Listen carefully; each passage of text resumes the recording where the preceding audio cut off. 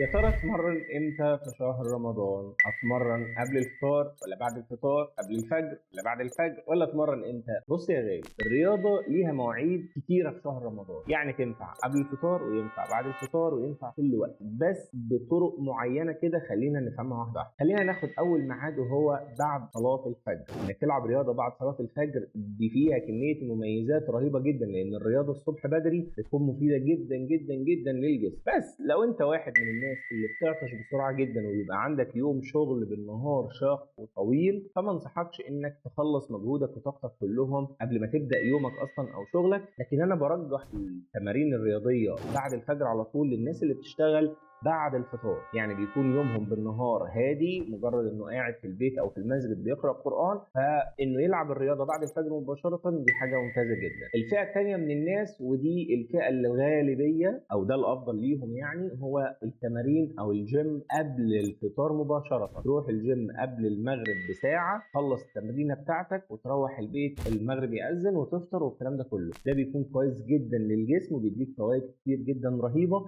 لكن لو انت من الناس اللي بتسعى الى البلك، ان هم يكبروا الحجم العضلي، فده مش هيكون احسن وقت ليهم. احسن وقت بقى فعليا ليهم هيكون بعد صلاه التراويح، علشان اكون فطرت والاكل هدي كده في بطني، اروح الجيم وبعد كده اخد الوجبه بتاعت بعد التراويح، بس اخدها بعد الجيم مش بعد التراويح على طول. هنا الناس اللي عايزه بالك كويس تقدر تلعب رياضه في الوقت ده، وهيكون ده انسب وقت ليك. مش تعمل لي فولو لايك وتابعني باستمرار، انت تعرف كل حاجه تخص شهر رمضان. سلام.